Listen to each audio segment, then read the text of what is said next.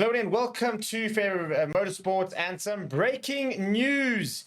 And that is Silverstone, one of the most iconic Grand Prix on the calendar, has officially been renewed and will stay on the Grand Prix calendar for another 10 years until at least 2034. Big news coming in from Formula One, and big news for the British Grand Prix. Before we go to some of the quotes, some of the details, please do smash like on the video. Please do subscribe to the channel as well. Right, so we all know it's one of the big ones in the calendar. It produces some of the biggest crowds, and it's had an F1 race basically most years since sort of 1950, really, when they had their first year. So we're talking about over 70 years worth of Grand Prix that have been at Silverstone, and it is a big commitment that, for example, a Grand Prix in the UK is not going anywhere, and that it will continue to be at Silverstone for many years to come. So it has just been announced, and F1 President Chief Executive Stefano Domenicali said as follows. He said, Silverstone is an iconic venue which is at the heart of F1 history. He said that it continues to attract fans from around the world for fantastic racing on track and the amazing fan experience offered. It was announced earlier. We're using the likes of George Russell and Lando Norris, who are obviously one of some of the home drivers that have sort of that will take part there. So yeah, pretty big news, and it's always a big one, isn't it? And it's, you know, we've seen some big races there, some very big victories there, but for me, it's just the sheer monstrosity of the crowd. They set a record last year, when the race was won by Max Verstappen, as you kind of expected, isn't it?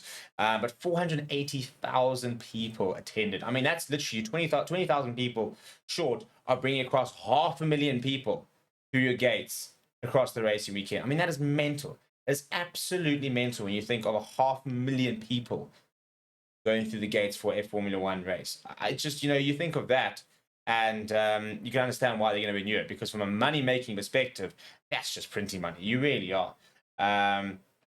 You know, so if you look at Liberty Media's, plan to try and continue building F1, you know, you look at the calendar, and I think some Formula Ones are. I mean, some races will generally be in trouble.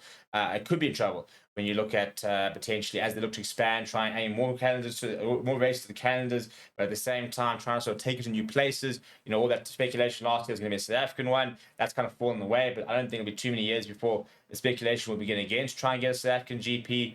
But obviously there are certain Grand Prix, the iconic ones, that you just can't go away from. And I think also, obviously, money will play a big part in this. So that's why I don't think you're going to lose a Abu Dhabi, for example. You know, there's certain ones that, you know, that Vegas Grand Prix, for example, is going to be so important in the years to come from a monetary perspective, because Formula One actually own that race.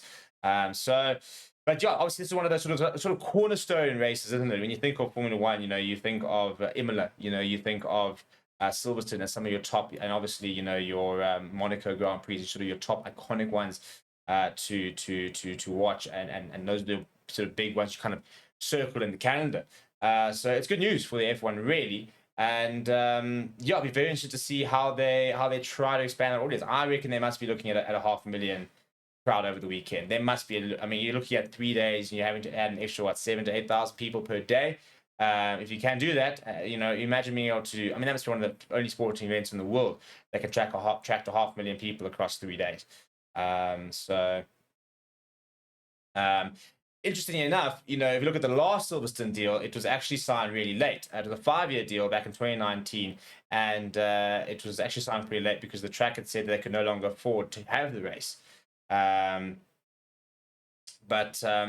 And that's because apparently the reason that they managed to do a 10-year deal is because those sort of concerns have been alleviated. So apparently this is what Silverstone Chief Executive Stuart Pringle had to say. He said, this long-term commitment reflects the importance of the British Grand Prix to Formula One and their acknowledgement of our ability to deliver a world-class experience for the British fans, who are among the most enthusiastic and knowledgeable in the world.